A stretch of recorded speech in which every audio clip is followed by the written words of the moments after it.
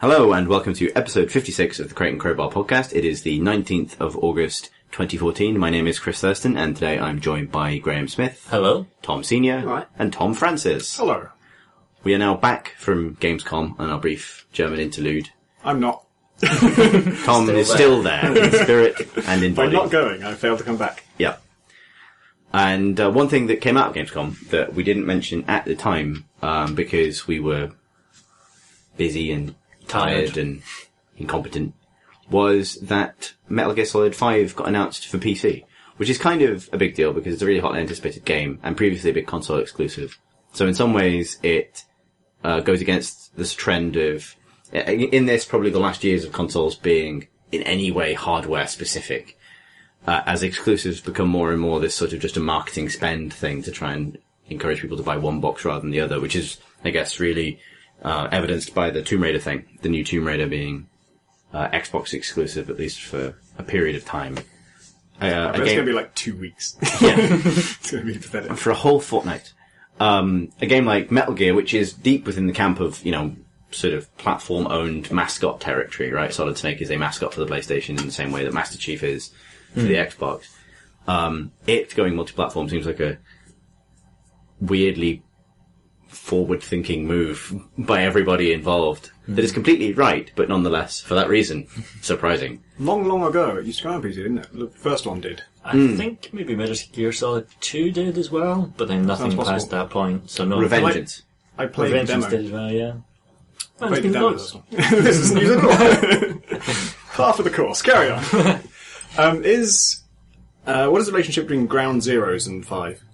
So Ground Zeroes is like the prologue to 5, but I don't know if Ground Zeroes is included in 5. That's something I don't know. Because Marcus talked with enthusiasm about Ground Zeroes before and saying it was a very PC game. I'm pretty sure they said that Ground Zeroes was coming to PC as well. It is, yeah. It's already got a Steam listing, in fact, but it's listed separately from... Didn't they sell it for 40 or 50 bucks in stores? Yeah. Because that was the contentious thing about it, is that it's kind of an hour or two long. But it's an hour or two long in the sense that it's a sandbox and you can approach it dozens of different ways and constantly find new things. But I think we're more used to those experiences on PC, so I'm kind of interested to see what the response is. But we're not used to paying 50 quid for games on PC. No, that's also true.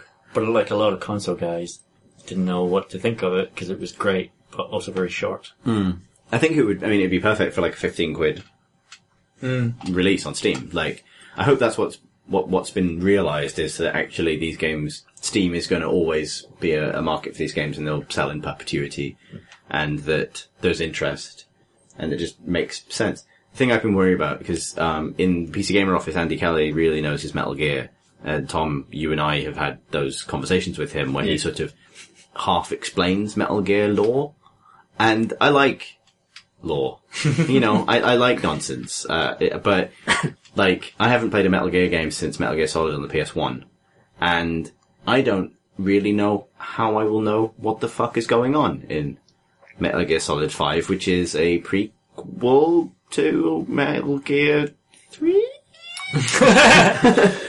It's after Metal Gear 3, but before MGS 1. Okay. Would you say the character of Skullface is a good or a bad guy? I think he's probably a bad guy. But Okay. Andy was attempting to explain to me the history of the man sometimes known as Revolver Ocelot, Yeah. who was previously just known as Ocelot until, I shit you not, someone said, "You're pretty good with a pistol, but you should use a revolver." I'm not going to like this game, am I? Then he became Liquid Ocelot when the spirit of Liquid Snake was grafted onto him and possessed him for a bit. And he's personalities within personalities at this stage. Not by marriage, then. No. Married into Liquid family. By grafting. Genetic grafting, you know. That's how people get together and just... Solid Snake, okay. What is Liquid Snake? They're both clones yes. of Big Boss. They're both clones of, yeah. What position would you say Big Boss holds in his organisation? He's not physically Like Chief Financial liquid, Officer. right? He's not even slightly liquid in any Okay, sense. it's just a name. It's just a code name, yeah. Solid Snake is solid, however, insofar as any other human is. He's like 65% water. But there's also Solid Dust Snake, who is someone else entirely. Who's Solid Dust Snake? He's the president. Is there a gas snake? Metal No. Gear! Oh, yes. No, there's the Fire Snake, the Heart Snake, No. Metal Snakes. the Captain Planet Snake. I think it's going to be a lot of fun for these gamers to catch up with the batch. But this is what I mean, is like, they have a practical issue ahead of them, which is, you either just go, you're not going to understand fucking half of this, go! Or, you explain it. You find some way of, like, introducing those ideas to people. Mm-hmm. You know, like, but you can't really do, like, a previously on Metal Gear when it's, like, midway through the timeline. Plus, they like to do cutscenes that last, like, 40 minutes. I imagine that would be a movie in itself. Yeah, maybe I don't know that it matters, because, like, I played Metal Gear Solid 1, and even as I was playing it, did not really understand what the fuck was going on. Like, even then, they introduced characters as if you're supposed to know them. Maybe from playing Metal Gear. Yeah. But, you know, it doesn't really matter. And I've played Revengeance as well, and it's similar in terms of just doesn't acknowledge who this guy with the metal jaw is, but you just go with it. Yeah, I guess when you're at the fifth game, and not even like the fifth, but the fifth sort of like main game in a series, and people are jumping in at that point, they might expect a certain amount of what the fuck is going on with their, 12-hour cutscene. Like, I don't know, I'm looking forward to it though, because they have been consistently inventive stealth games that, don't really have a precedent elsewhere. Like, very different lineage of way you do stealth than the way the PC traditionally does stealth, and that's kind of nice to have. It's also a totally open world stealth game. I really can't think of anything that's just a devoted stealth game that's also open world at that level of fidelity as well. So you go around and you infiltrate bases, but first you get to scope them out. Of course, you can do them any way you want. You've got a horse. You can use the horse as cover by hanging off the side of it. So the horse will casually walk past guards and stuff, and they'll just go, it's just a horse. The horse is just walking into the city towards that valuable target. Don't worry about it, it's just a horse, can't do anything. And then there's a moustache for some reason. Big boss just hanging off the other side of it. You want the mission after that, them to be on the hunt for a horse? Like, that horse blew up our SAM site or something. Wanted posters everywhere, a picture of a horse on them. It does seem like if you removed the Metal Gear Solid thing from the name, and like all that thematic and plot weight, and just said that it was, Far Cry 3 forts with a horse, and it's a stealth game. Splinter Cry. It's the fucking best game ever, surely. Yeah, definitely. That's why it's so fucking exciting. Also, it's got a load of the base stuff that was in the PSP game. Peace Walker, I think it was called. Peace Walker. And that's fantastic. It's really compelling. You could kidnap guards that you'd KO'd by tying a tiny balloon to them. At which point it would just jet off into the sky and be picked up by some unseen plane. And essentially you kidnap them and they turn up at your base and you can use them in future missions and stuff like that. And that you can have for what? Well, you assign them a job to guard things. That's all they know. A job in the base, and you can assign them to be chefs. Or you could, and maybe their stats might, they're really good at tasting things, so maybe you put them in the chef's department, or in the armory to research stuff. And it's also got that metagame. You can't.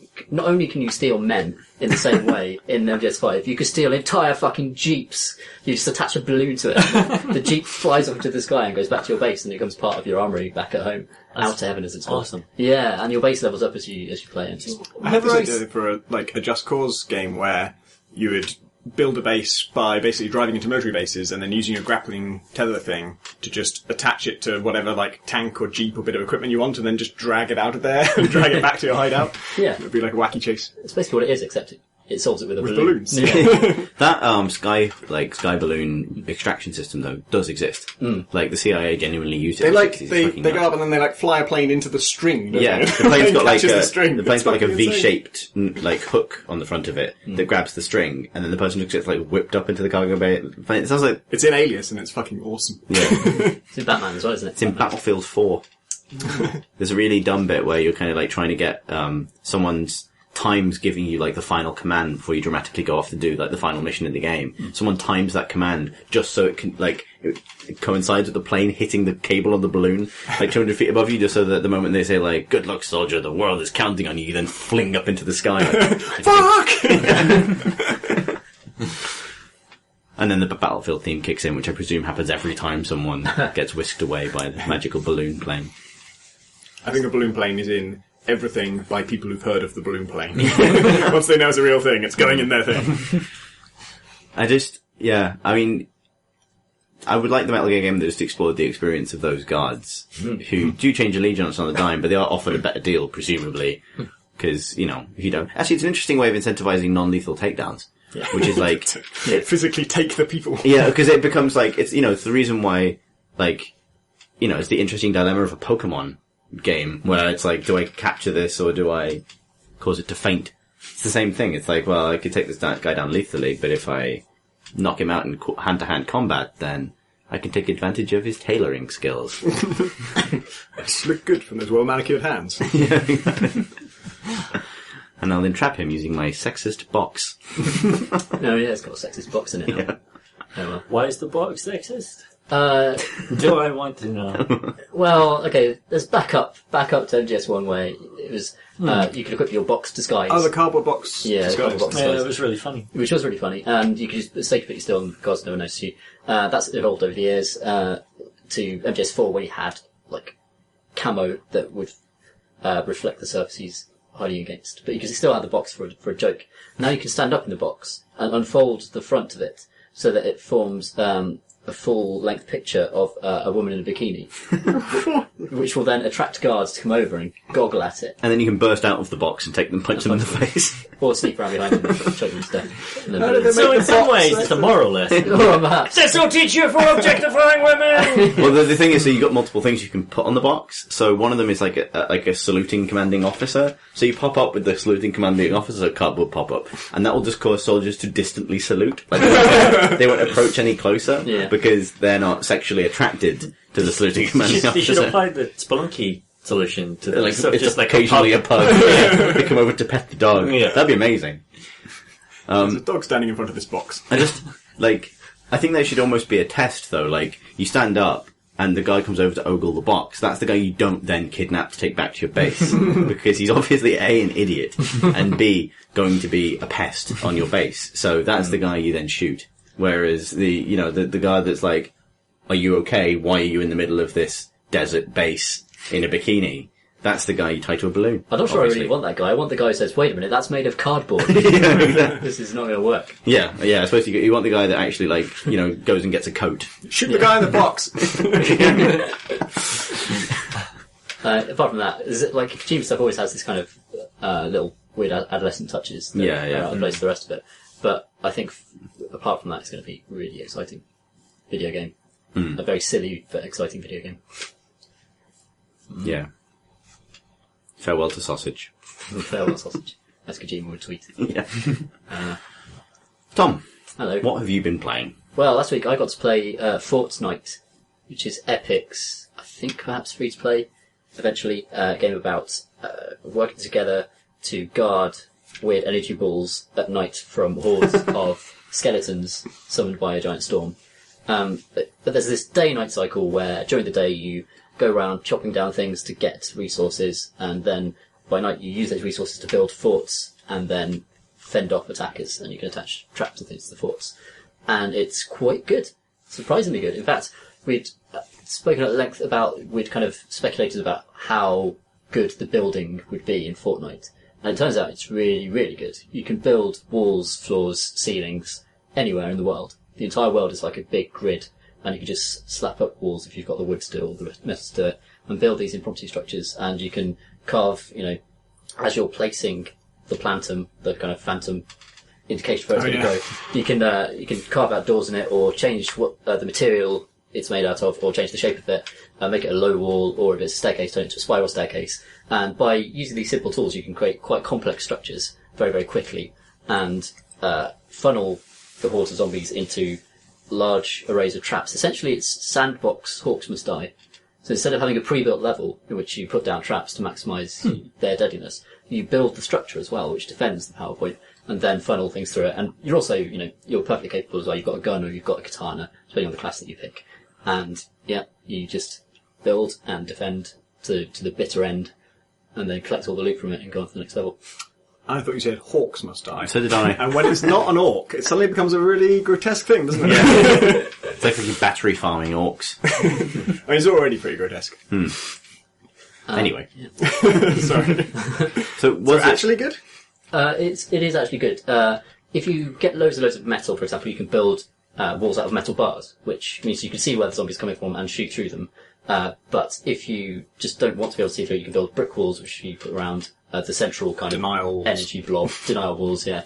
and we had a really, really good match where we went absolutely down to the wire, where we figured out that we could create a choke point outside of our base where all the zombies were coming up, and we just built a massive cage around that and stood on the top. It was like a scene from Jurassic Park when they're shooting the raptors, zapping the raptors. And we're just kind of sticking our guns through the bars and shooting them out. And the hordes are made up of ordinary kind of skeletal zombie dudes. They're also huge ones that could smash through buildings really easily, and ones that lob fireballs from absolutely miles away. So you always have to build roofs over the thing you're trying to protect as well, like layers of roof.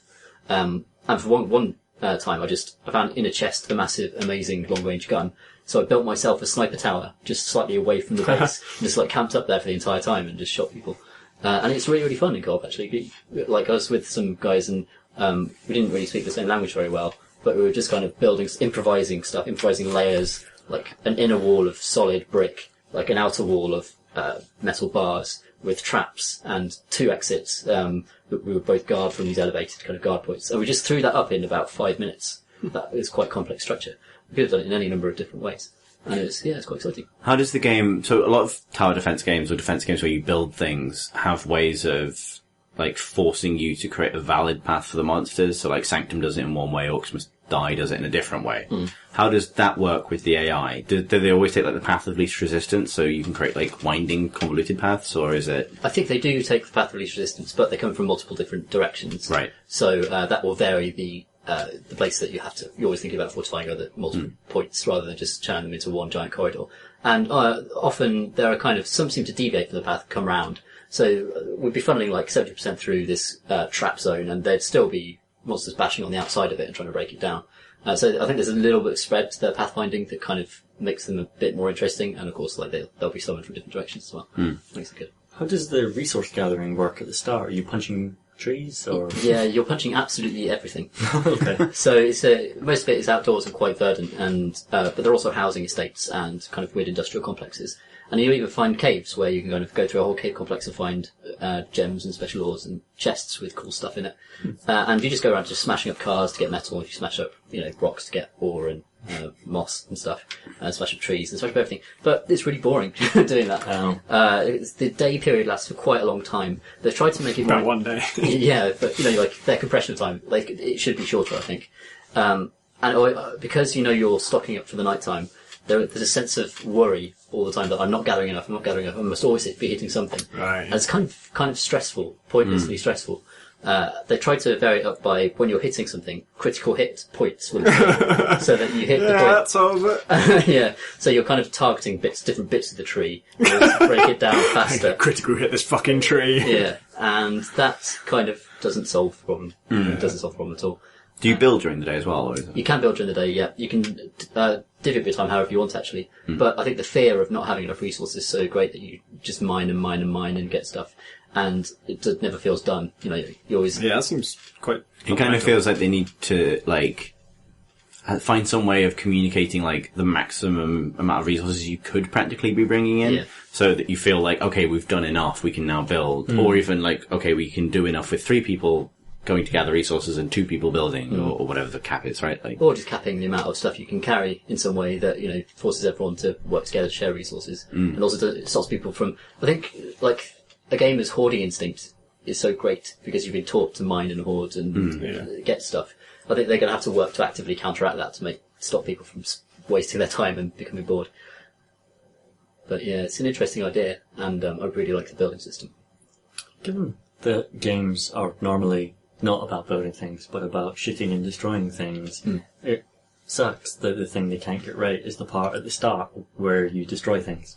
Why can't they build a good gun for destroying trees and destroying cars and stuff? Yeah. It should be tree ants invade during the day, so you're shooting them, and then all the logs drop, and then you can use the logs to build stuff. Or if you just kind of work together to build mining equipment or something, where they're still using the building mechanic to suck resources out of. I don't know, just... It feels like maybe the day should be entirely building. After the night earns you a certain amount of resources that you then, during the following day phase, you use to build maybe resource gathering just isn't a very good thing. Yeah, that's really true, actually. Yeah. So that you end up spending, however well you do it in the evening, you then get the total of, you salvaged this much stuff from your opponents, now use it.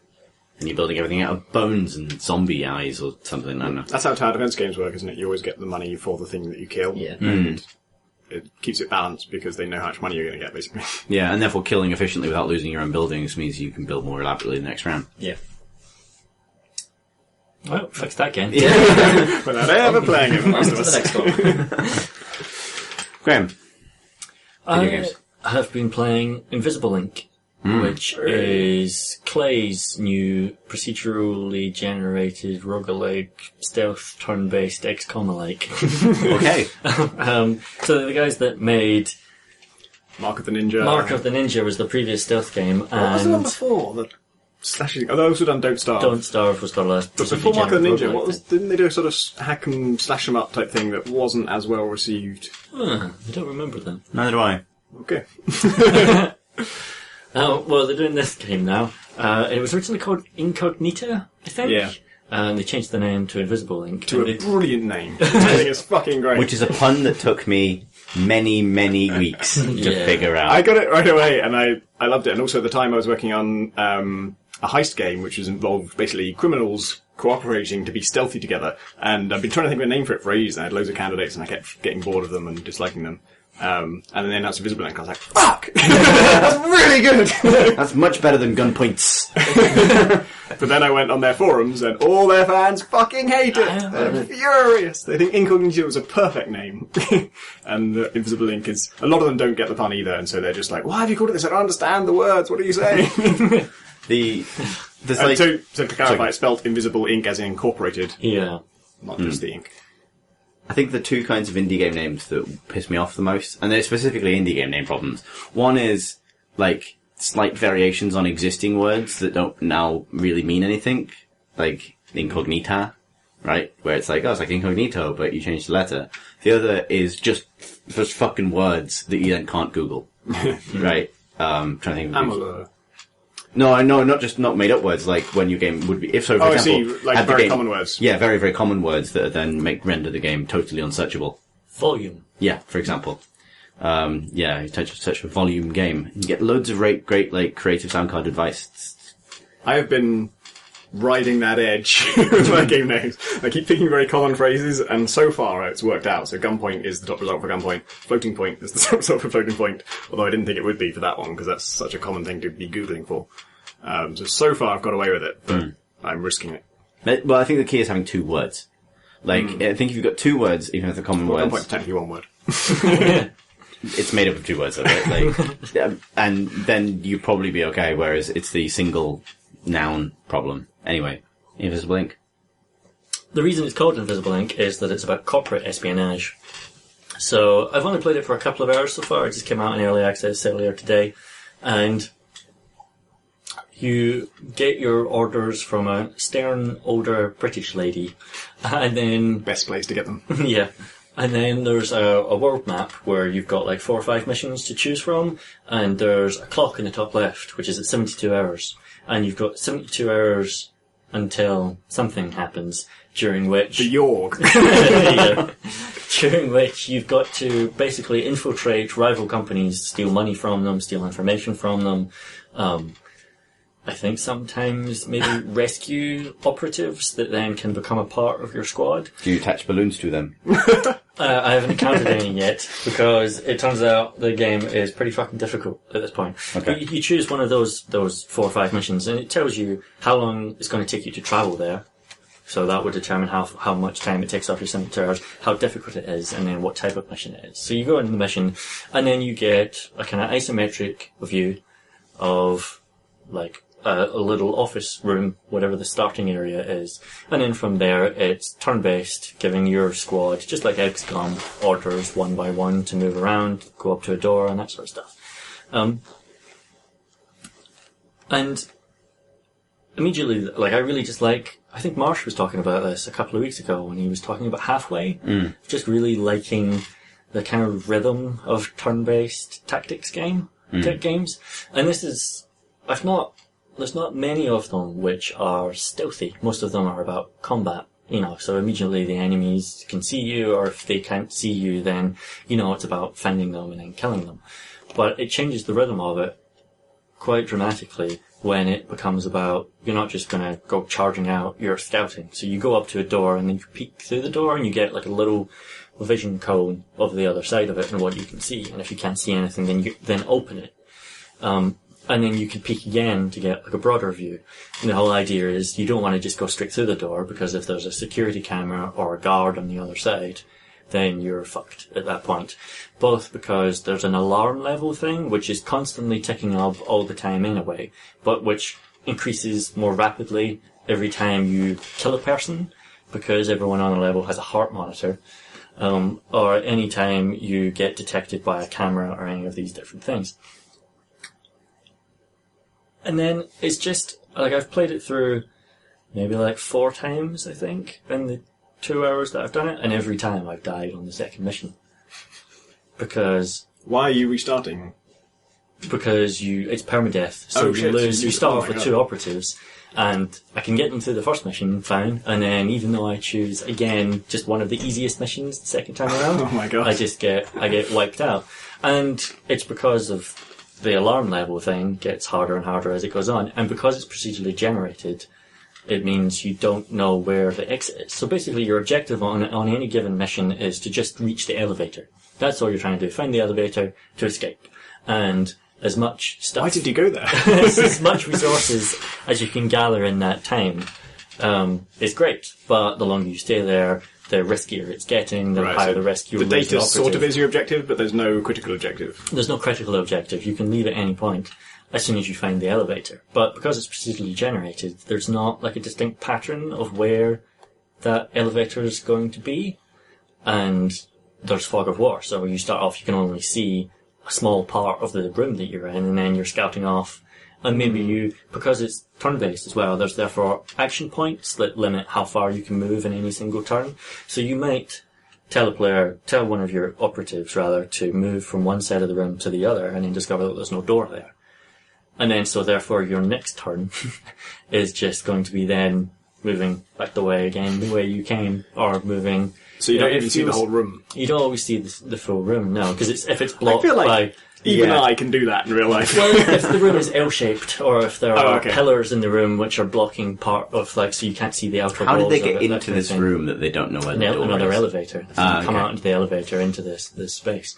And that, so far, and it might be a case of I just work out the patterns of how the procedural generation works and that kind of thing, but that so far means that it's just really fucking hard not to blow a turn on using a bunch of action points on a thing which you're just scouting out an area and then it doesn't get you anything. And then the alarm level ticks up a little bit, and then once it reaches a certain point, new guards spawn, cameras which are hacking go up a level in difficulty, all this sort of stuff. And so it just gets progressively harder and harder.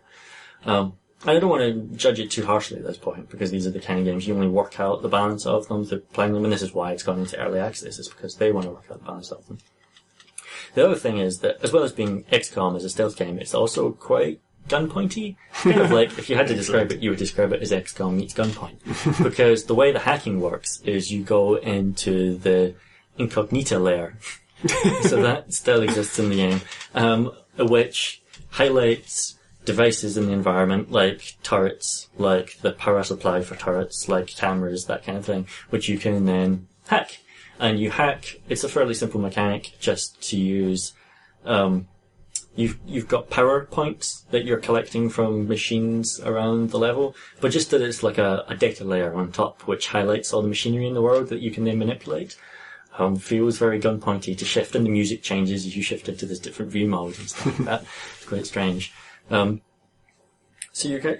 but the thing that I really like about it is that just the rhythm of going room to room, clearing space, getting your 2 operatives to cover one another, knocking people unconscious, and then keeping one person behind to camp on the grid square where that unconscious person is, because that stops them waking up while another person scouts ahead, hacking things. It's got a really nice feel to that stuff. And then I love the theme of it. Like, it's all corporate espionage, but it's sort of like 60s art style, and yeah, it's really nice. That's very stylized and kind of cool. And stern, older British ladies giving you your missions. If I remember correctly, you can hack basically anything that you know about. So if you just like know there's a camera in the room, then you can just click on it to hack it, and as long as you've got the points, then you can do it. You don't sort of have to go up to it and do it. And then I remember the hacking system being quite elegant, but I can't totally remember how the point system works. It was something like at certain times you could sort of hack a terminal, and that would. Oh yeah, that was it. If you find a computer terminal, one of your options is to sort of enslave it and make it just like plant a bug on it that will mean it's working for you, and that gives you more hacking power. And then you've got 3 hacking points instead of 2, and you might encounter a very tough safe that requires 3 points to hack. And then if you've got that because you turn these terminals to your side, then you can use them all to hack their own terminals. So it's kind of got this sense of like turning their own stuff against them a little bit. Yeah. But again, I don't want to like criticize it because I've only played it for 2 hours and it's early access, but it feels weirdly balanced again. Like there were one of the couple of the times the reasons that I died were that I just ran out of the points needed to hack things. And if there is a room in front of you which has a camera pointed down and you've been on that level for a little while, so the alarm level has gone up, then it will take 3 points to hack that camera, and I just don't have any. And I've already used up all the little machines around there to hoover up their PowerPoints that I need to hack things. And at the end of each turn, I get 1 point back. So it's going to take me 3 turns in order to gain enough power to remove this camera's hack. Because you just click on it 3 times, basically, if it's got a power of 3 defenses. And so at that point, at least early in the game, you don't really have the tools to allow you to creatively think your way around. Like if you just don't know where the elevator is, this seems like the only way to go. You can't find any other way through, and there's this camera in your path, and you just have to wait turn after turn until you gain enough resource to be able to get past it. Meanwhile, guards are still patrolling around, and every turn you hit, the alarm level is counting up more and more, so it's getting harder. And if you don't get enough hack points in time, the alarm level goes up again, and now that camera is going to take 4 points to hack. So and I interviewed, Jamie Chang from Clay, I think is the lead designer on it, and this is the stuff he was talking about, is they've been in alpha now for like 3 or 6 months with a very small group of people, because you could only buy it through their website, and then even then only for a limited amount of time. And it's changed dramatically in that time. And now they think they've kind of worked out the systems and how they work, but because it's procedure generated, because it's randomized every time, everything is a variable that they can change in terms of how many cameras are you going to encounter on a single playthrough. But balancing a procedurally generated stealth game seems absurdly difficult, and is perhaps why there's not more kind of randomized turn-based stealth games like this. Yeah. It's interesting that they haven't sort of solved those problems after 3 to 6 months of alpha testing. That's quite a lot of testing. I guess it's maybe their players just become super hardcore and they don't have a lot of new people to play it for the first time. It sounds like it's changed quite completely in that time, like how the metagame works and how the overworld map works and the 72-hour time limit and the end game you've got planned, and pretty much it sounded like every system in it had been redesigned. They completely rewrote the procedural generation at one point because it was only creating rectangular levels. So even though the rooms would be different shapes and sizes, you would always know, you just had to explore to the right. Right. And they didn't like the kind of predictability of that. But from my perspective, playing it right now, I would really like the predictability of that. Like if I always had some sense that the elevator was in that direction somewhere, then that would help a lot, rather than not knowing whether it's north, south, west, or east. And yeah, it seems like a missed opportunity, because one of the nice things about a game with no critical objective and all these optional, bits of data that you can steal, and the more of them you get, the better, is that you can kind of leave the difficulty up to the player, because as long as they know how to get out of the level, then it's up to them how much they want to explore and how much data they want to try and steal and how risky they want to be. And then if you just literally don't like the game being super difficult, you can just steal one thing per level and then just get to the exit. And even if you've got loads of alarm turns spare, that might just be the way you want to do it. You want to play it slow and safe. And it seems like if it was me, I'd want to enable that and say, however hard you want it to be, it's that hard. It's one of the reasons, I talked about it last week, so I'll touch on it briefly again, but it's one of the reasons I like Galaxy so much, is that each of the kind of giant space megastructures, space dungeons basically, that you go into are rectangular in shape. Right. And when you fly into them, you get a little mini-map in your bottom right-hand corner, which is just separated into a grid, and one of the grids is highlighted, and so you know that the exit you need to find is in that grid square. You don't know the path for how you're going to get there by flying through, but it makes such a difference, and it allows you to decide, oh, I can go up and that'll take me towards the exit, or I can go on and explore further, but I don't want to right now because I'm injured and that sort of stuff. That exact thing. I really wish if there was just a way to just like a square was highlighted on the map if you scrolled over that said, this is your target. You don't know how you're going to get there though, because the rooms could be in any formulation between here and there. Weirdly, like on the callbacks to last week train, that's exactly how Alien Isolation does it as well. Like in Alien Isolation, you don't unlock like rooms on your map by entering them. You have to find map terminals. I think I explained that last week. But you always know where your objective is. So you're you know, if you bring up the map, you'll see like a dot in the distance, which will probably just be in a big empty blank space of map, and that's where you're going. And that is the only guidance you need, because the game is plenty difficult enough with the antagonists you're facing and the layout of the map being uncertain as it is, without making that, that would be what tipped it over into, like, unpleasantly, impossible, like, not impossible, but like, just a chore to kind of figure out where it wants you to go, as opposed to being, you know, as opposed to focusing you on the immediate task of, you know, minute to minute orientation, basically. Like, I really enjoyed my time with it, and then I've just complained about it for the last 15 minutes. I've just reached a point where I've started to get a little bit more power. So, at the start, when you select your initial team, you only have 2 items to choose from, and that's how many item slots you've got. You've only got 2 agents or operatives to choose from, and that's how many operatives you can start with. But now I've got a third operative that has a different set of abilities. He comes with a rifle, and so now I can choose between a guy who is nimble and has melee weaponry, a person who's good at hacking, and so can hack things from a distance, or grab things from a distance that another person has to go right up to, or a person who has a rifle and an extra inventory slot, and immediately that suddenly becomes more exciting to play, because that is actually, because of how difficult it is, just very small differences like that do make a big difference in how you play the game and how you explore. So I am really excited about it. I'm excited to go back and play it more. Is the answer then to, I guess, make those early levels a little bit easier to get you to that pace faster? Maybe. I mean, well, definitely.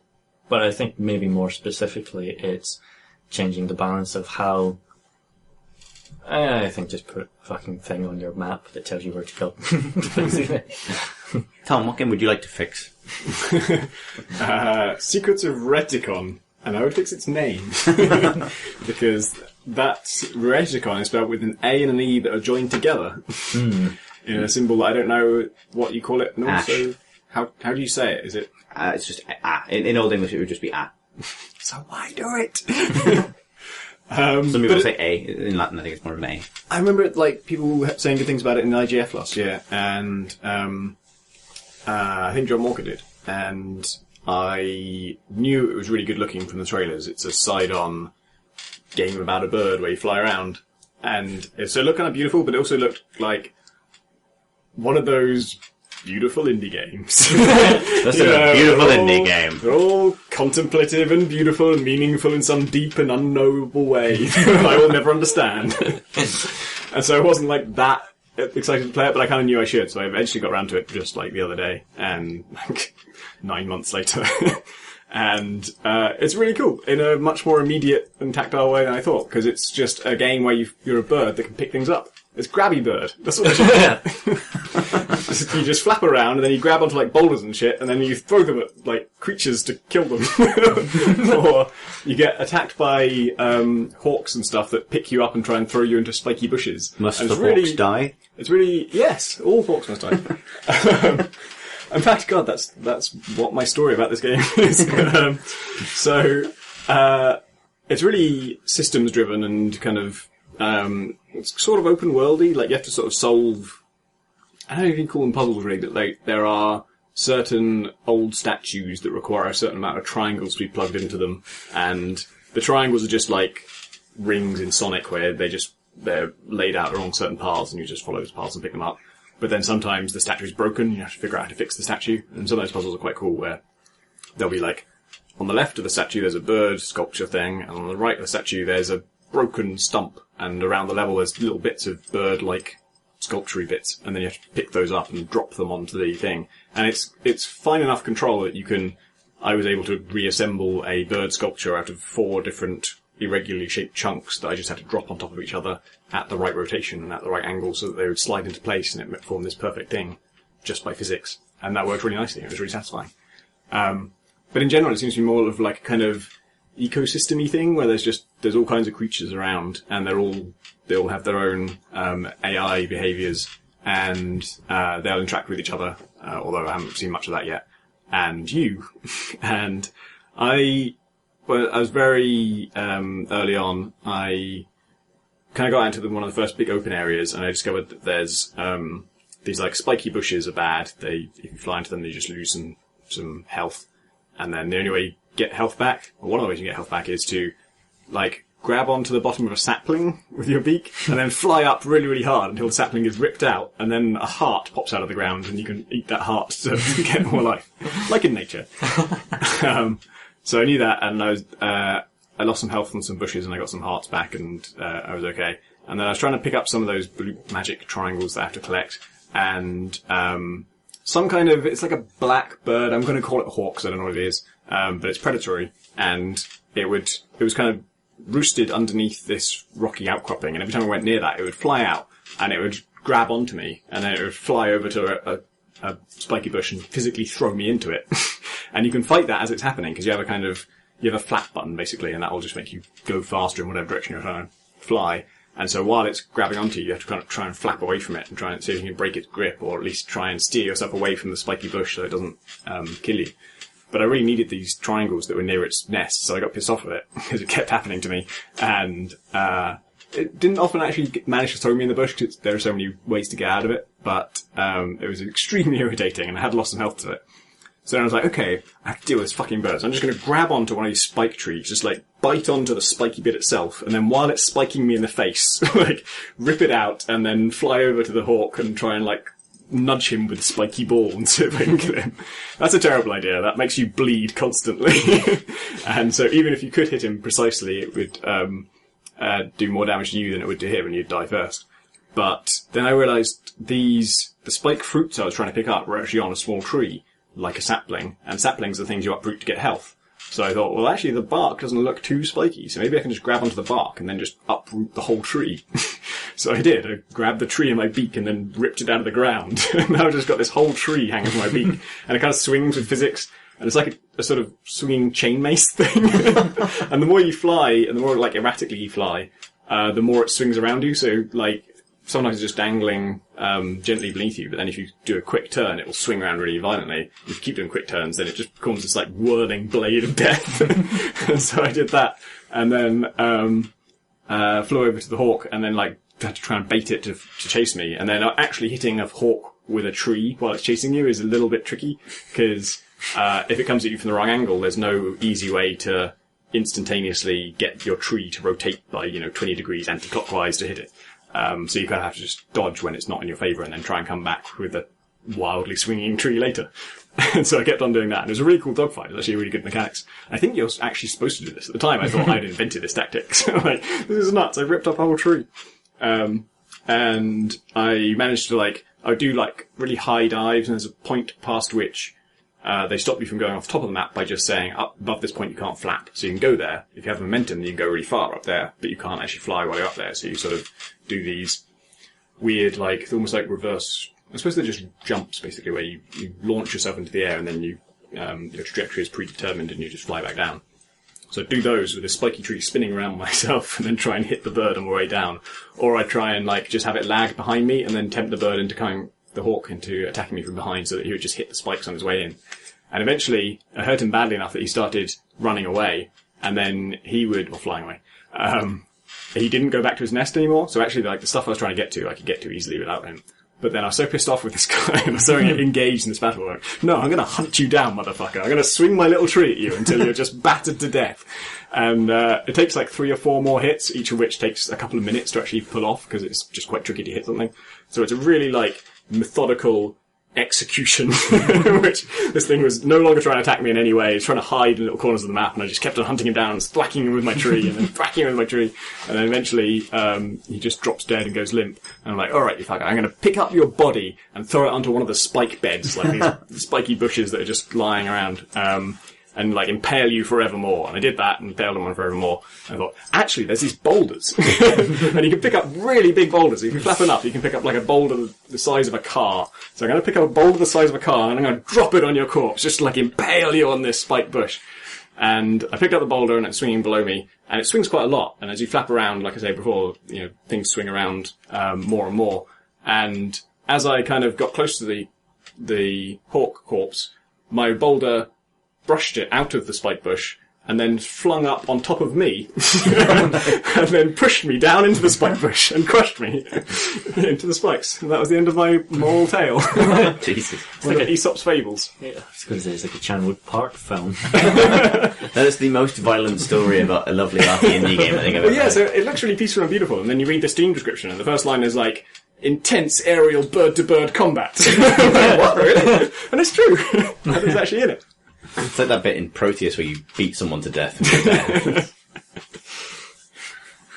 And Anyway, it seemed really fun. I haven't got much further than that. It actually, it might be a bit arduous because I've now got to a point where, like, I'm in a really open bit and I can go between, like, 5 or 6 different open areas, and in each one I keep finding, like, one chunk of a statue, and one of them's through a wind tunnel that's blowing against you, and all of the walls are spike bushes, so it's really hard to get through without dying.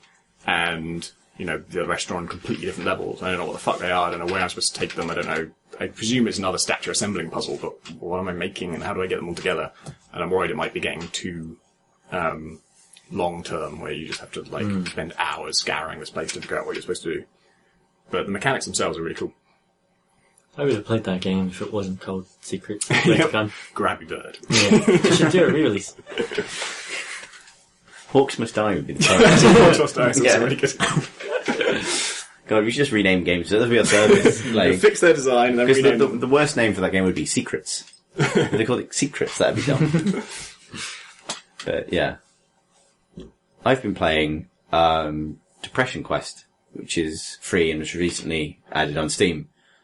Which is the reason that even though I'd sort of followed the game's development, somebody incredibly lazy will finally download it, even though it was already sort of pay what you want in its old model. So it's free Steam game. I think it was a Twine game before, but now it's been sort of remade in WebKit, so it kind of runs in an executable with sound. But it's of that choose your own adventure, hypertext kind of ilk. And as the name suggests, it's not designed to be fun. It's a game essay experience thing about somebody living with depression, and you guide them through choices in their life and their life is ordinary. There's a statement towards the beginning of the game to the effect that they wanted to portray the life of somebody whose problems are pretty much entirely depression in this case. Like, they have a job and they're economically, you get the impression, relatively sound, and they're in a relationship, and it's more about the impact of their illness on all of that stuff than on the other factors that can complicate it, which does ground it in a particular sort of kind of social place. The reason I wanted to talk about it, because, I don't think we've talked about too many hypertext games before. The reason I wanted to talk about it is it made me think about certain things that games can and can't do when it comes to handling difficult subject matters. Because, and the example I give of this, I think I basically won Depression Quest. And the reason I think I won is, as I was confronted with decisions, so you basically live your life and it skips through time in a kind of, not an arbitrary way, but you kind of faced with vignettes, moments like you can't get up in the morning, you're struggling in a day at work, you see a friend and you break down and they advise you to see a psychiatrist, what you do, your relationship isn't going well, all of these different scenarios. And throughout the whole thing, you have sort of 3 status, they're not really meters, but they're kind of like status indicators. One is the current state of your illness. The other is whether or not you're getting any professional help and how that's going. And one is whether or not you're on any medication and how that's going. And, in order to affect them, you pick options from lists of responses to a scenario. And often, in every case, there'll be 1 or 2 healthy, reasonable options that are not actually linked. You're not allowed to click them. So, if your girlfriend invites you to a party, one of the options is to say, yes, I'd love to go. But they got a line through it. You're not allowed to say that. You have to pick one of the more complicated ones, one of the more loaded ones, which is the game's kind of rhetorical device for kind of putting you into this person's shoes. But you get given a range of choices that are, it's usually fairly transparent which the quote-unquote bad decisions are. The unhealthy choices that someone might make. And sometimes the more interesting ones are, I say interesting almost in a cold way, almost from a game design point of view, are the ones that are ambiguous. Like this one where a coworker you don't really know phones you up and says that their cat has just had a huge litter of kittens and they're struggling to get rid of the last one. Would you like a cat? And, you can't pick the option which is like, yes, I'd be a wonderful cat owner. But you can pick a bunch of others. And that option of like whether or not you can trust yourself with the responsibility to own an animal when you're struggling with motivation issues and everything else that's interesting. Other ones are like, your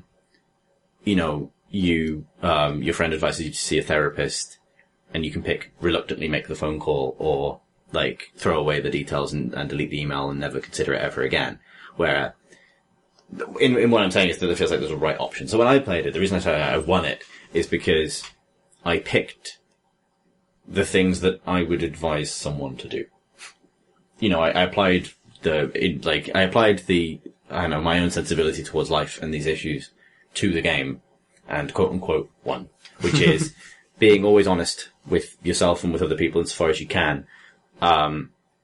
So avoiding any of the ones that are like lying or anything else.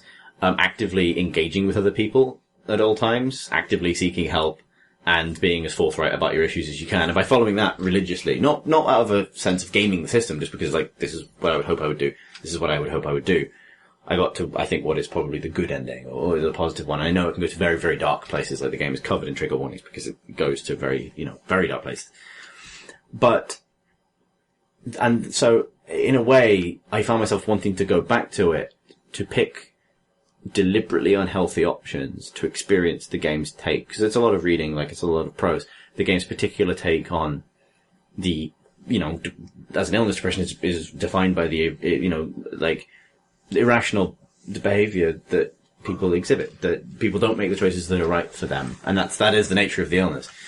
And there's something different about experiencing that when you're ostensibly in control of a character, even if the game takes away small parts of your control, than in other mediums. Because, like, the game opens with a quote from a David Foster Wallace essay about depression that I've read. I've read books about it, I've read novels and non-fiction. I've seen many, many plays about people suffering through depression.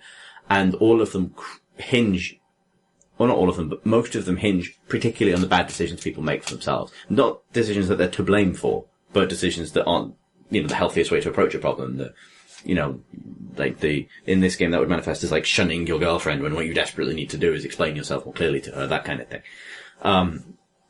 And in a passive form of entertainment, you kind of deal with that because you're not responsible for the character. You can kind of get the message and you can explore this part of human life passively because the person who is torturing this fictional character is the author, it's somebody else. In this game, it feels weirdly cruel or voyeuristic almost to click the options that are unhealthy. If you know what I mean. Like, to deliberately put, like, maybe it's weird the way you empathize with a fictional character that you've got control of. You don't want to put them into suicidal depression because just to find out what the authors of the game had to say about that. And that's, so in a way, like, I feel like I got the best of all possible scenarios ending where it's kind of like this person just, they were suffering, but they did pretty much the right thing every time it was presented to them. Does everything work out okay in that situation? Pretty much.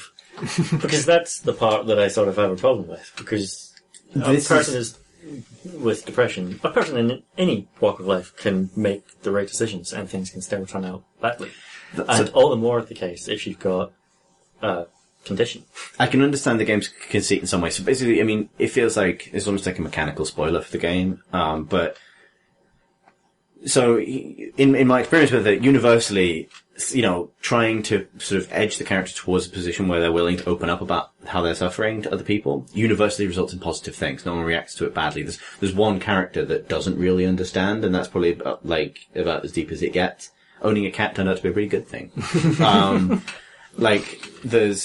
maybe that can go differently. I mean, I haven't explored its big web of stuff that can happen, but it felt like, I can understand where it's going with that, because it has a tremendous outreach role, right? Like, it's not only about educating people who don't suffer from depression about depression, it's about maybe helping people who do currently suffer from depression to know about their options. And I can easily imagine a situation where you're playing this as a sufferer of depression, and when you're playing the game, it's super obvious what the right option is, and as you realise that that's obvious, you start to realise, actually, maybe this is something I should do. And if the game then did like a bait and switch on the right option, like if, for example, it was like, one of the most difficult decisions is whether you go to seek help, but professional help, which is true. That's one of the most difficult things people go through is justifying that to themselves and not taking it as a blow to their pride and understanding what an HD is.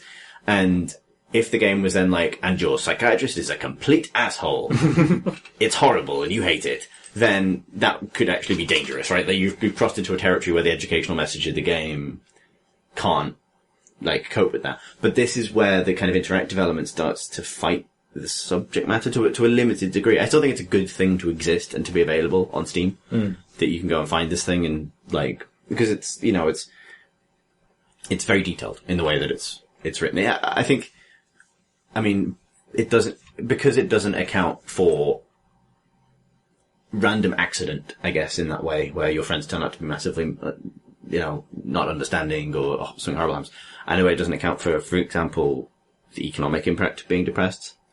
I think it can, but I always had the option to just get up and go to work anyway, which almost feels counter to the message that actually sometimes people can't. You need to understand that.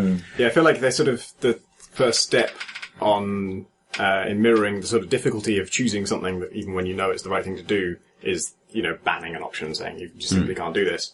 And I feel like ultimately it would be even more effective if there was some way to add a cost to each option, so that it was just harder to choose one of those options.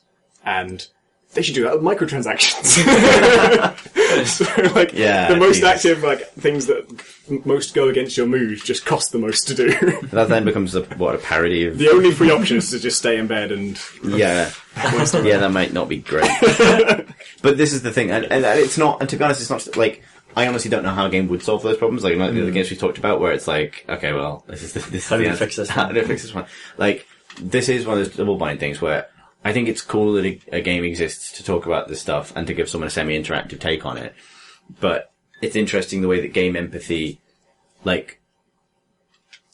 for me, in order to have the more difficult experience, when I say difficult, I mean, artistically difficult, right? Like the book you don't want to finish because it's horrible, the play you don't want to watch because the things that are being depicted are painful to watch because it's, people are suffering.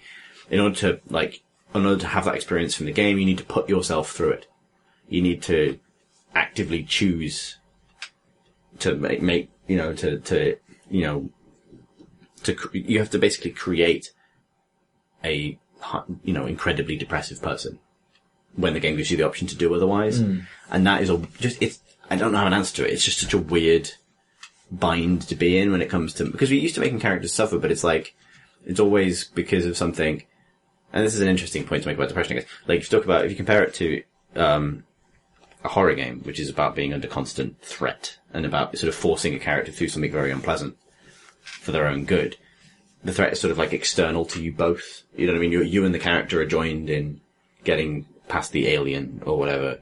Whereas in this, you are kind of separate to the character, just making the right decisions on their behalf, which is something that would never, ever happen in real life. I kind of want someone to make It's a Wonderful Life, the game, but have it basically be a basic version of The Sims, where you don't really control any of the Sims, but you play Clarence, and your job is to show up and just tell people the right things to fix their shit and help them out. Ghostmaster, but Angel Master. Yeah, Angel Master, basically. Yeah, you just, your fairy godmother master, where you just show up to kind of say, actually, this is the most important thing in your life right now. Go and talk to that person. and then just like vanish into stardust or something. That game. Could you do it by manipulating household objects? Compel them The kettle towards is like, behavior. love you. Yeah. This kettle is the most important thing. But yeah, no, it's interesting. Like, and I think it's, I mean, actually, weirdly, I don't know how heavily policed its, like, community boards are, but its forum was full, I checked because I'm fearing the worst, and its forum is full of people actually, like, sharing stories of their depression and their recovery and stuff, which is really positive. The guides page is a shit show, but it's the internet for you. Like, and yeah, I would say people should have a go at it, if only because it's completely free and really, really different, and a kind of weird little, I think there should be more stuff like that. Like, I think, we talked about, I forgot the name of the game, the Live Another Life game that Chris Livingston wrote a really good diary of, game, Real Lives, which is also about, like, hey, you've been born as a woman in a third world country. Good fucking luck. Like, there should be more games that offer those kind of, like, slice of life mini experiences, but someone needs to think about the problem of making the player not complicit in their suffering for fun. Yeah. Cool. Shall we do questions from questions? All right then. Yes. Cool. Enthusiasm.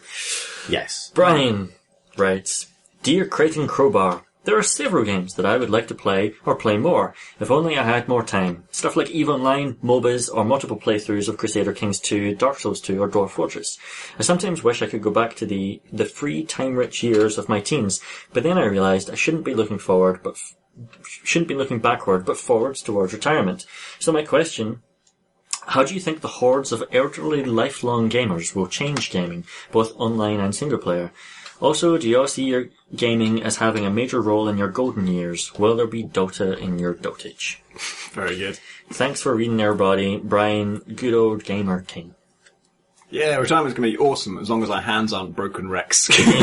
Arthritis. which is a real possibility. Yeah. Or possibly we might just go blind, I suppose. We'll be controlling games with our minds by then, it's fine. Yeah, hopefully.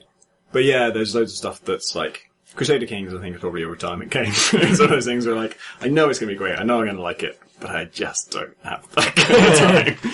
It's going to, like, almost, the fact that I'm going to like it is almost a bad thing, because it means I will play it for the hundreds of hours that it takes to get the most out of it. Yeah, I don't think my Twitch game is going to be so great at age 70. Yeah, so he's asking how it's going to change, and I guess that's the answer, is like, you probably won't be playing Counter-Strike so much professionally.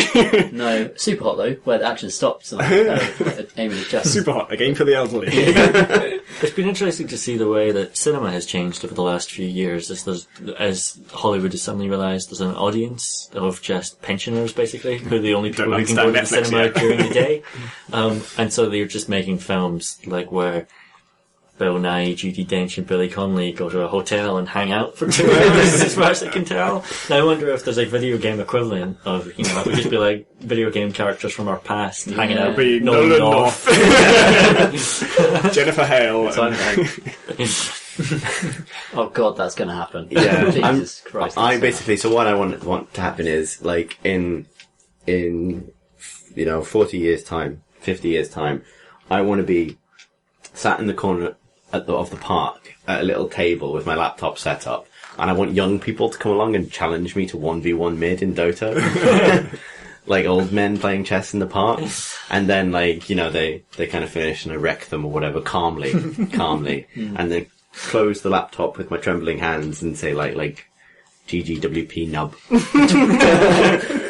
Well, and they're like, oh, granddad. Like, it's like those chess players in New York. Yeah, exactly. It's going to be like podiums with games of someone like StarCraft 2. re-wrecking someone at StarCraft. Yeah. Like, just Asus EPCs instead of... The thing is, like, people talk about, reaction speeds will go, and they probably will, but, like, there's been plenty of research done into the fact that people who remain mentally active and challenged as they get older tend to live longer and retain their faculties for longer. Like, and obviously there's only limited to extent which games have been tested in that regard. But it's things like people doing crosswords helps, and reading actively as you get older and whatever. The worst thing you can do is not do anything. And people who've grown up always with games in their lives, like, I wonder if that's going to kind of be rad, basically. Like, because if you're in the habit of playing games regularly and regularly challenging yourself, then hopefully, if it's not for any other excess that you partake in over the course of your life, you'll live sort of longer and, hopefully suffer less from, I don't know, any of the many bad things that can happen to your mind as you get older. The cliche at the moment is, old women playing bridge. You just have old women playing StarCraft. TF2, yeah. Man. It's gonna be great. Just like, what did you do today, Grandad? Instead of like working the allotment or whatever, or going down to the common, or like going down to the Veterans Club or whatever, I just made a huge dick in Minecraft. David writes, "Hello, Pun Bar crew. You spoke about the frustration with having no choice in the white phosphorus scene in Spec Ops. Personally, I think that scene in particular could have been done better, but I thought I'd give my take on the lack of choice in general in that game. The game is trying to make a point by continuously forcing the player to do horrible acts of violence throughout the game. When the player and the main character then says, 'It wasn't my fault, I had no choice,' the game counters with, 'Yes, you had a choice, you could have just walked away.' What made you think this would be a pleasant and good experience?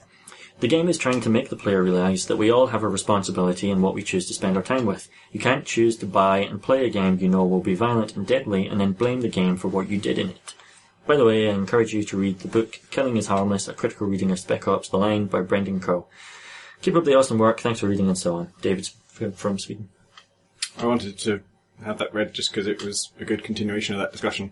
It's also like highlights an interesting thing about like maybe the limitations of what games can and can't do, because the sort of moralistic chiding for doing the only thing the game lets you do, he's got a point that it's like, it's never technically true that you didn't have a choice, you could have stopped playing. And in fact, Stanley Parable uses that to great effect in one of the endings. But also, it's a risky proposition for the developers if you don't want a reputation for making games where the only winning move is not to play, because then no one's going to buy the games. Yeah, there's an economic You're dimension. punishing them for doing so. Also, I bought this game, let's say, because it looked like a cool shooting game, and I love cool shooting games, but it turns out the only answer is to never boot it Feel up. bad. Yeah. I think there are more elegant ways of presenting choice than that, basically. Spec Ops: The Line was made by Jaeger. Jaeger are now making Dead Island 2, and I interviewed their design director at Gamescom, Jörg Friedrich. And he's done like GDC talks specifically about making players feel bad and how that was part of their aim with Spec Ops: The Line. And I asked them, zombie films are a traditional source for social commentary. Are they going to do something similar with Dead Island 2 and carry forward some of their ideas from Spec Ops: The Line? Not really, he says. He says that after 5 years on working on this fucking miserable game, they were quite glad to do something that could just be fun and silly, so they're making a game which is about punching zombies and slashing at them with electrified machetes. Firing white phosphorus at zombies is only cool. Yeah. No moral downside. It's totally fine. That's like maybe a little bit of not a problem, just a cautious feeling about zombie fiction, because I do think it's an excuse we made up to kill people guilt-free. It's just a nice little tweak. You can just tweak this one little thing about human, and then it's okay. You just They're already dead. slaughter them utterly in the most gory, brutal way. Yeah, I'm okay with that, though. Good shuffling there, Graham. I mean, that's maybe, probably shouldn't get into this, but that's maybe what triggered a big backlash when one of the Resident Evil games was a white guy just killing black zombies. Because then, if zombies are just an excuse to kill people, why have you picked those people? Yeah. It was the depiction, that was Resident Evil 5, it was the depiction of black zombies as kind of, this tribal society, completely with wooden shields and wooden huts, and just the only depiction of black people in the game is in these base states of civilization. Which is hugely problematic. Maybe your game is a bit racist to that point. Yeah. Maybe you should not. One of the nice things about Dead Island 2 is, because the first game was set somewhere... On an island. Yeah, on an island, which this one's not, because it's in California, but this So the island is what, like, continental United States? Dead California. It's a metaphorical island, because they become isolated from the rest of the US. Fuck off. I know, right? But the first game was set, not in a third world country, but it was set in like a holiday destination where there were like indigenous people who were poorer than the holidaymakers there. And that gave it quite a grimy tone a lot of the time. Whereas this one's just set in and around Hollywood. The demo I played at Gamescom was played beneath the Hollywood sign, and the four people who are who are the character classes have chosen to be there. So they're not victims of anything. They're immune to the virus. They just like being all independent and beating the shit out of things. There's kind of, like, yeah, you're right, this doesn't exist within a vacuum. But here's a question. Sort of. Can anyone think of an example of an indigenous people in a game that have not been presented in a way that is a bit shit? Child of Eden? Really? I didn't play that game for long because it kept crashing for me, but isn't it? Don't you just help them avoid natural disasters? That's Child of Eden, isn't it? Are you thinking of Project Dust? Yeah, Project Dust. It's Child of Eden, the sequel to Res. Yes. Okay. Project Dust. That's a different thing. Yeah, I suppose that's it. I guess I'm thinking more like where there's like a narrative thrust to the game beyond please don't get flooded. They had acid jazz shield in Project Dust.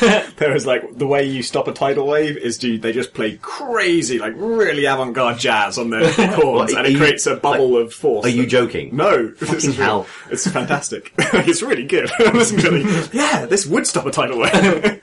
Okay. Oh, I'm talking about like, you know... First and third person action game. Yeah, Far Cry fucked it up really badly in 3.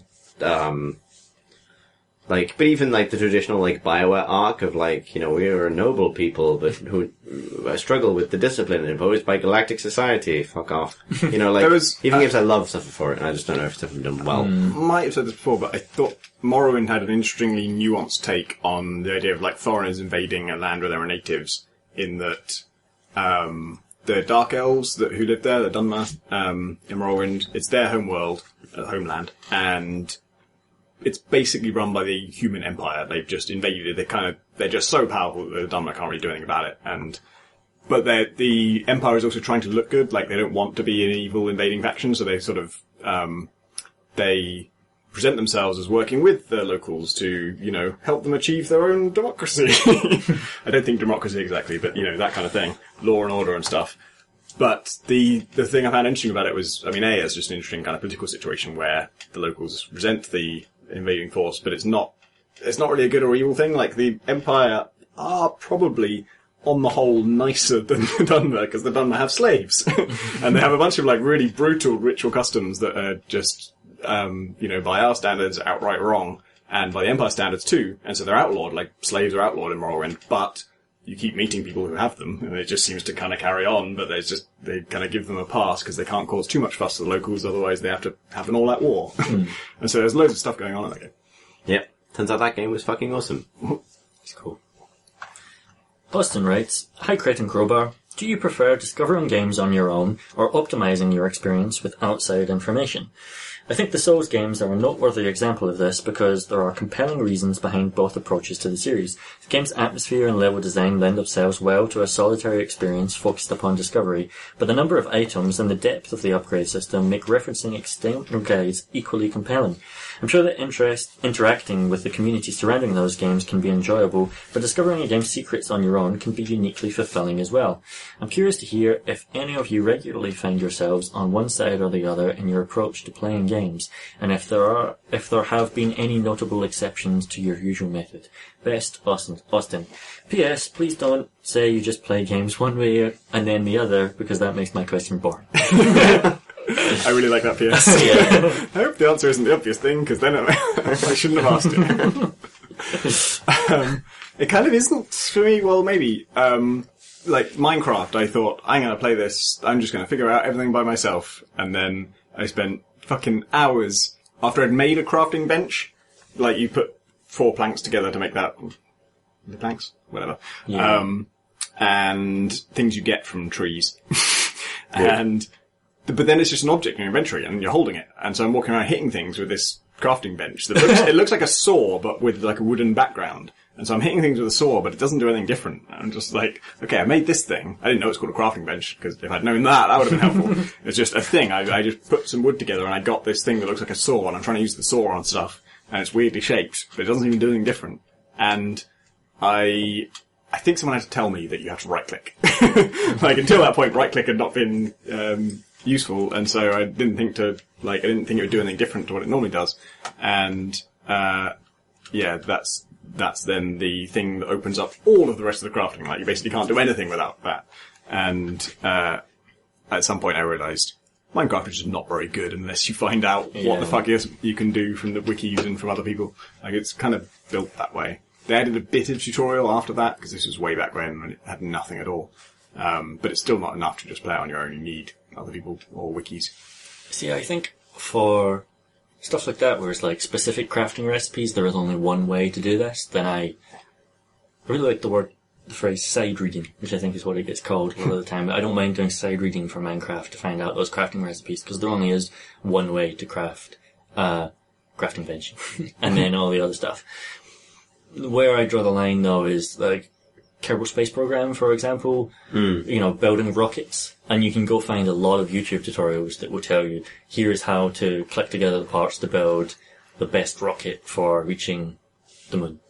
And that kind of destroys some of the fun of it for me, because it is sort of about finding your own way to doing it. And even if it's this ramshackle, shitty thing you build, I don't really like min-maxing in games. I'd much rather just do it the funny, crappy way, if it's funnier than doing it the efficient way. And often, if you're reading guides, if it's a good guide, it's going to tell you the most efficient way to do a thing. Of course it is. And so I feel like I'm missing part of the fun there. Can't think of any exceptions, though. I think, Kerbal's an interesting example, because Kerbal has got a kind of built-in exception, which is that some of the principles of rocketry and like how orbits work, you need someone to teach you, and the game isn't actually very good at teaching within itself. Like, there are very good tutorials on the Kerbal wiki about how orbital physics works, and how you establish an orbit, and how you transfer between orbits. And that stuff is irrelevant. Like, the challenge is building a rocket that does that efficiently. So that's the part of the challenge you don't want spoiled for you. But, like, I kind of do want it to tell me fly to 10,000 feet, then angle at 45 degrees, and then rocket. Like, that bit I'd like to know. But that's what I mean, right? Like, you need, like, in that case, you need the community for half of it, but not the other half. Which is where it gets tricky, I think. Like, I think generally, like, I used to get really precious about it and really try and shield myself from it. Like, when I first played Dark Souls, I did so only allowing myself to take advice from friends rather than from the internet, so I could ask Rich McCormick to tell me things. Yeah, that's kind of how I did Minecraft in the end, is if someone told me something, it was okay, but if I wouldn't actively go to the wiki. But then I kind of realised that, especially in Dark Souls' case, like, the community side of it had just sort of become the game. Like, it had been one thing, and then it had become another over time as more people kind of got to know it more. And the technical challenge of beating the combat encounters and things was still there, but it actually made the experience more pleasant for me to have a resource I could go to just sand over the edges. And maybe that's not the pure way to do it, but honestly, I think you're kind of chasing down a rabbit hole at that point after what the right way to play something is, like, long after the mystery has been solved to an extent. I found that side reading is actually, in Dark Souls 2 specifically, unlocked almost the second difficulty layer to the game that didn't exist. So playing it just raw and going through it, I tried to avoid all wikis and just do it, as the game, as From Software intended. And now I've reached a stage where I've basically reached everything, but there are loads of really advanced level challenges you can do in Dark Souls 2. It's only bonfire, you can throw a bonfire ascetic, which regenerates all of the bosses and all of the creatures in that place, but at a higher difficulty level. So I want to go and do that stuff to get the extra items, get the extra lore stuff.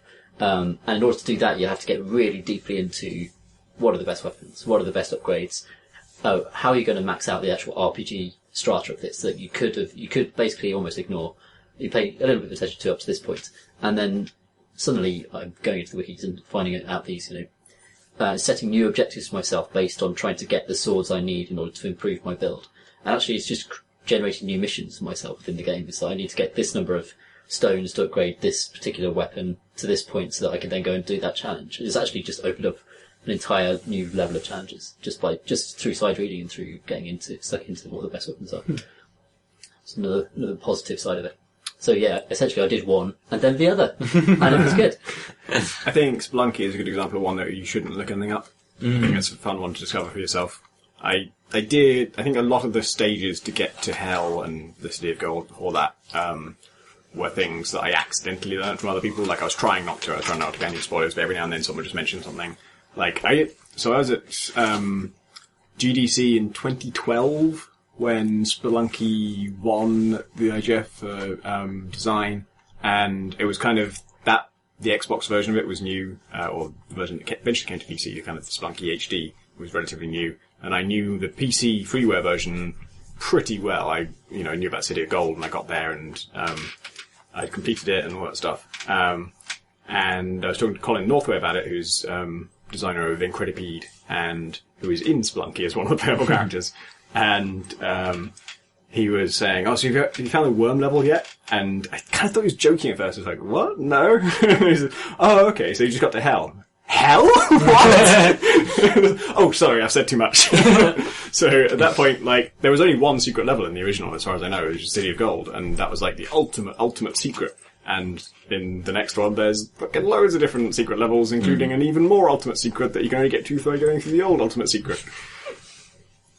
That game's pretty fucking cool. But I think that's one of the reasons why it's good not to, good to discover it all to yourself. Not because you actually will, you inevitably will get spoiled on some stuff, but because when that happens, it's like, what? What is this magical world you speak of? Whereas if you look it up on the wiki, you'd be like, yeah, I know that.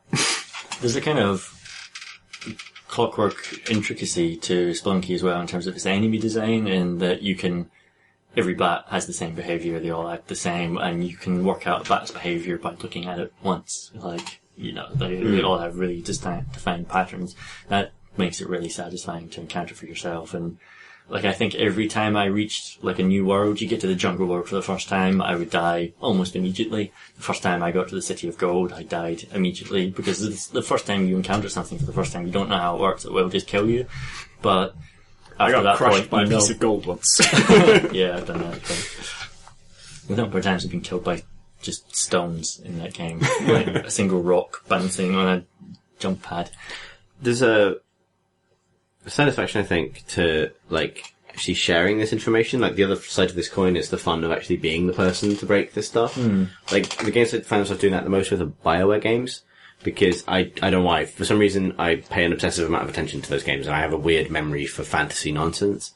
Like, I can't remember the facts, but I can remember Dragon Age lore to an embarrassing degree. And for that reason, like, I play through these games and kind of like absorb everything and know, and I like meticulously pick at all the environments. So usually on one playthrough, I'll be fairly satisfied that I've seen almost everything. And there was like, I've always really enjoyed those conversations where you can talk to people at the games and be like, "Oh, Mass Effect 3, did you meet Liara's dad?"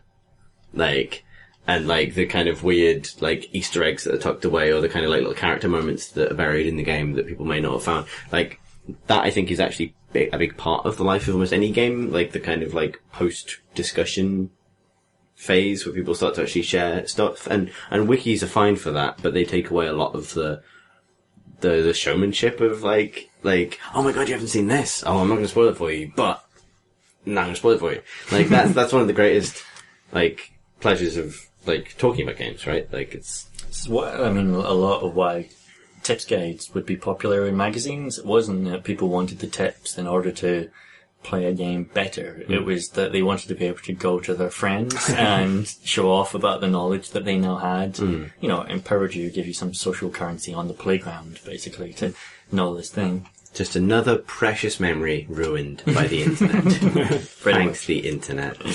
The worst thing is when you look up something on a wiki, like from a story-based game, like a BioWare game, and it says, "Oh, this character, who's also secretly X character." What? Oh, come on! Yeah, there's like that's always a problem when like a quest breaks or something in a game, and you really need to look up the answer, but you want like, where does this character who dies in this scene? Where is this supposed to spawn? And it's like the magic MacGuffin spawns in this room shortly after this character reveals himself to actually be.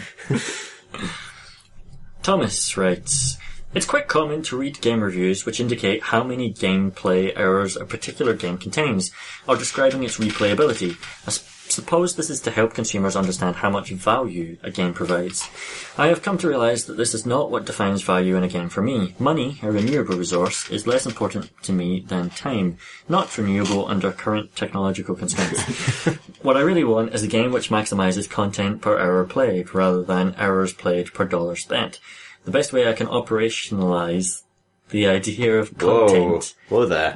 Operationalise the idea of content in air quotes, is by asking the question, how much do I want to think about this game? I therefore look for games which have the highest ratio of hours thinking about the game to hours actually playing the game. This is a really interesting idea. I've realised that a lot of my favourite games, e.g. XCOM, Mass Effect, Zork, have allowed me to think about the game, talk about it with friends, or read strategy online, relevant, for many hours than I actually spent playing the game. In fact, there are some games from my childhood which I haven't played in decades, but which I still think about often.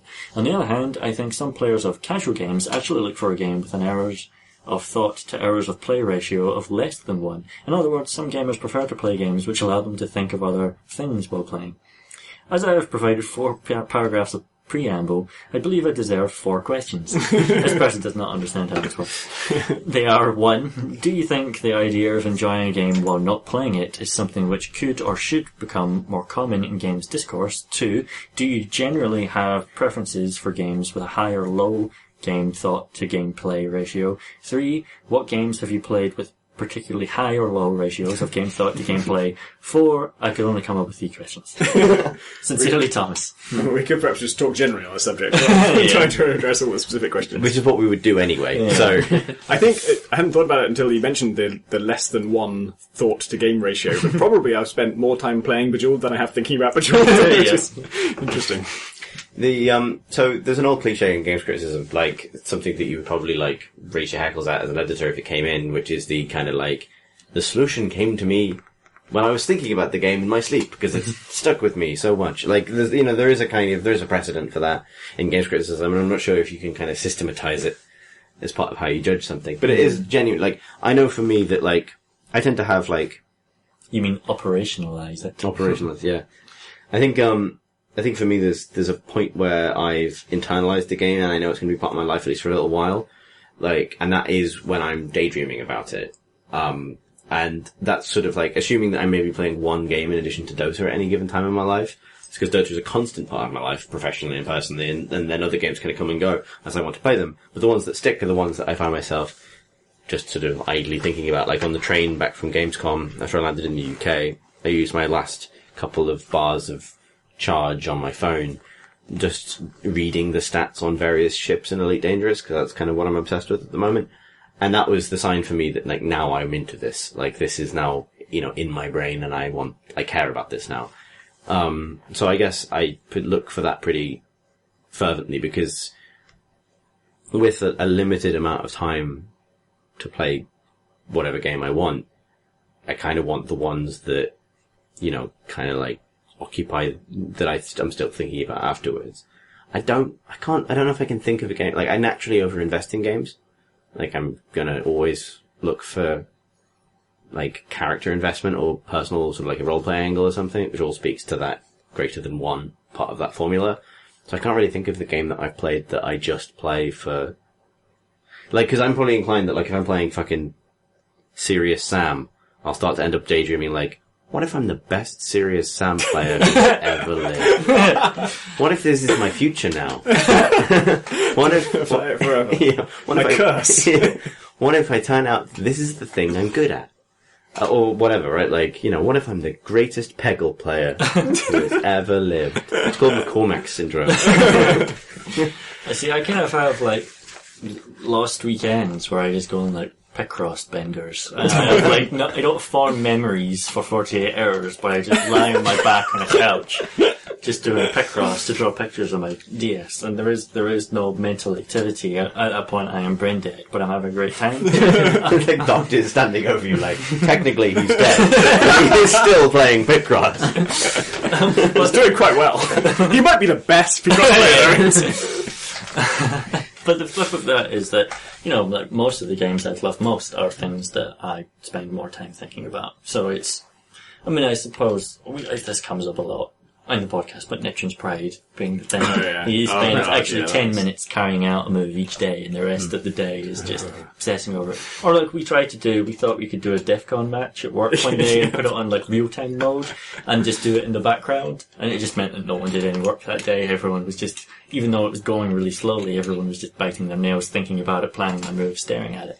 And so more and more I look for those kinds of ambient fun, where I, even when I'm not playing it, even if I don't have time to play it, carrying that with me. A good example for me over the last year has been Football Manager, which is, this is why people get so obsessed about it, is that you know what match you've coming up, you know what problem areas you've got in your team, and you're going to bed at night thinking about what transfers you're going to try and make in the off-season and that sort of stuff. And There's been like a slow arc getting back into football for me over the last 3 years, where I've built this kind of ecosystem of fun now around it, where there's watching actual football matches on weekends and on Monday nights, and would have been watching one tonight if I wasn't here with you guys. And then I've signed up to a couple of fantasy football leagues. And so these are games I'm playing that don't require actually any action other than just making transfers and checking my scores and stuff like that. Like, I have turned actual football matches into a game that I am playing ambiently, even as I'm watching them. And then Football Manager is part of that as well, because the teams that you manage are the real teams that you're watching with similar or the same players. And so you're comparing your own decision making to the decision making of the real world. And so there is this kind of whole set of passive and active experiences that I can be sat on a train and have nothing but still feel like I'm engaged in some sort of game.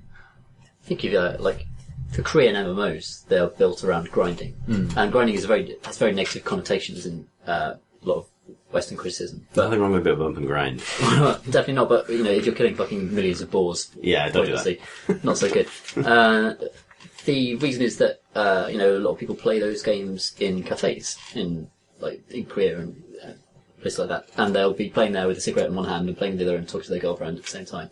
And it's a different way of playing games that just doesn't really translate across. And indeed, the thought to game ratio is low, but it's because they're engaging a part of their brain while doing other things at the same time.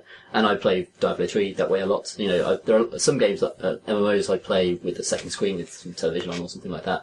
It's kind of multitasking, like filling my brain with various things at the same time. And Titanfall is great because it's just intrinsically fun. It doesn't make me think about anything. I don't come away from Titanfall thinking, wow, man, really thinking about those robots now and, robotics, that's engineering. No, I don't think about any of that. It's just play it for 5 minutes, it's fun, and just drop it and let it go.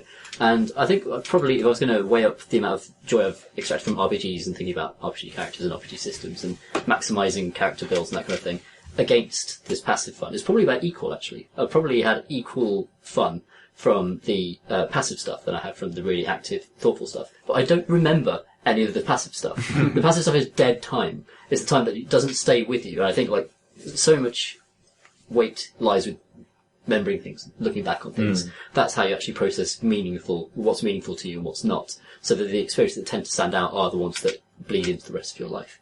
But it doesn't necessarily undermine the fact that they're both very powerful and entertaining experiences. Yeah, for me, the highest, maybe not the highest, but a very high thought to game ratio would be Supreme Commander, because it feels like it's a game with how many factions? 4, and each one has about 100 different units, and they are varying levels of power, so at different phases of the game you're able to build different ones. And also the whole economy and balance of everything is just totally up to you. You can just make it, you can be a complete economic powerhouse, or you can go for crazy production, or there's an enormous amount of freedom in how you do that. And I don't spend any time really thinking about counters and, if the enemy does this, how do I respond to that? Which is if you're a pro StarCraft player, I think that's a lot of the time they spend improving their game is about how do I deal with this eventuality, how do I deal with if the enemy does that? Because that's a kind of more tactical game. Whereas, Supreme Commander, I just play against the AI. I don't care what they're doing. I'm going to crush them anyway. I'm always going to win. It's just a question of how do I win, and how satisfying is that going to be, and what do I win with? And, because there are so many units, and so many of them excite me in different ways, and there's different factions to play as, I will, when I'm not playing the game, just suddenly think, that last game where I built bricks and anti-air, mobile anti-air, and then had naval attacking the south side of Seaton's Clutch. What if I just had bricks and then did an amphibious assault? And if I rushed to 8 mass extractors, get the first 4 to Tech 2, and then go straight to Tech 2 power, then I can churn out and get 1 factory to Tech 3 and have all my Tech 1 engineers assist that. Then I can churn out enough bricks that I can take out their first base before they ever get anywhere. And then I can cripple them and form a defensive line of bricks around their base where they can't ever get out. And even if they build air, it won't be able to attack me to any significant extent. And then I will try that. and it won't work. Or it'll work, but it won't be quite as good as the last tactic. So then I will, at the time, have no thoughts on it, whatever. Just be like, oh, well, that game was either a disaster, or it went quite well, or it went really well. And then the next day, I was suddenly thinking, well, what if I, like, just built even more bricks? Isn't there some way I could jumpstart my economy? If I reclaimed that, like, crashed boat that's always in the center of the map, then wouldn't I have enough mass to start producing this and this and this? And I've been playing this game for, well, since it came out in 2007 or something. Yeah, something. So 7 years. And I still haven't, like, solved the puzzle, even disregarding the enemy's tactics, even not doing any kind of countering or responding to what they're doing at all. Just, what am I going to do with my resources? It's so complex that I can still be thinking about it now, and I can still be thinking, next time I play, I want to try this thing. That's the sort of thinking that led me to come up with an all-engineer strategy in Supreme Commander 2 that actually beat, like, a hard AI. You could just set engineers. Because engineers are just the builder units of Supreme Commander 2, but they all have a tiny, tiny laser attached to them. I don't know why. It's probably so they could shoot down trees and gather resources. But if you can get engineers to buff factories, you can get a factory producing loads of engineers really, really fast. And then the engineers that come out then buff that factory more. And then you have like 10 factories. And then you have like 20 factories until you just have engineers filling up like the entire half of the map that belongs to you. And then you research an upgrade that gives them all jetpacks. And then you just jetpack them all in one go into the enemy base. And they kind of spread like the fucking Borg, just penetrating everything with their tiny lasers. That is a good game. I think I remember your article about this. Yeah, it's a great game, actually. It's great. It's interesting that you both bring up Supreme Commander, because someone who really focused my thinking about this was Chris Taylor, who designed that game, but he talked about the exact opposite. He talked about how he would sit on his lawnmower, he's got like a sit-on one, and drive it around his lawn with his kid on his lap, and found that quite a satisfying, enjoyable experience to mow his lawn, but while he was doing it, he wasn't thinking about mowing his lawn. He was thinking about the things he had to do later, or he was thinking about game design he was working on. And at the end of that process, he felt recharged. And I never felt recharged playing Supreme Commander. I always felt exhausted, especially the first one. So does he think that's what you do when you play Supreme Commander? You think about other things? This was like, I guess, Think about Peggle. when he was working on Supreme Commander 2. But that's what the kind of games he wanted to go and try and make. Then you wrote Subcom, the most complex. Yes, after Subcom. Oh, I see. So maybe then he went and made Age of Empires No, Online. that makes sense. So which maybe makes more sense along that front. The other thing is, like, I went to the Casual Connect Games Conference in 2010, an entire conference in Seattle just for mobile and casual games. It was pretty depressing in a bunch of ways. And again, I think I've mentioned There was the how to monetize teens thing. where it was how to build your own zombie army, and then one which was just monetization. What's next? It was mostly a business conference. Moon And it was like, lasers. I've talked a bunch about how it's depressing to be around suits like that, but the upside of it was that these were a bunch of people who worked in the games industry that didn't have crunch and worked 9 to 5, and like the fact that they weren't maybe as passionate about it as the mainstream industry was meant that they weren't exploited in the same way. But You can't exploit them, they'll just quit and find a different job. But the best thing they did was do like a live focus group where they just got 6 players of casual games up on stage to talk about this. The audience could ask them questions. Oh, right. So you had like an audience of game designers and CEOs asking 6 40 to 70-year-old women questions about what games they played. And it was fascinating. And they were all people who had basically stressful jobs, and they would come home at the end of the day and they wanted to sit with a glass of wine and play a game. And the games that they played were Hidden Object, adventure games that Big Fish made, Bejeweled, that PopCap made, or World of Warcraft. And like World of Warcraft was the only one that would like you wouldn't consider either casual or social or Facebook, I guess, in the same way. And it's just interesting. Yeah. It made me kind of respect those experiences more and see them as valid. Yeah, each have a different role. And that's all the questions we've got. We actually do have a metric shit ton of questions, because we didn't do them last week, that are left over. And unfortunately, we are out of time.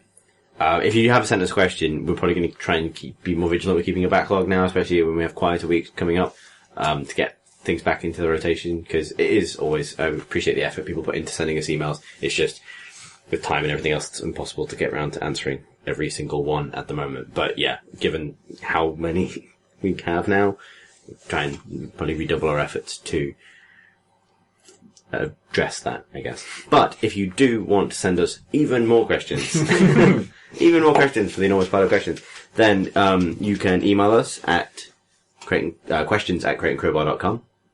You can tweet us at crateandcrowbar. You can leave a question on the forum at crateandcrowbar.com/forum, where you should go anyway because it's a lot of fun. And you can also follow and tweet us as individuals. I am C. Thurston, that's CTHURSTEN. Graham is... At Gonnas, GONNAS. Tom Senior is... At PCGLudo, LUDO. And Tom Francis is... Pentadact, PNTADACT. Thanks for listening, everybody. I was going to say it normally. Thanks for listening, everybody. Thank you for listening. Goodbye. I usually do that, but then everyone else drowns me out. They're crazy. Get you, voices. Captain Normal. That was my nickname.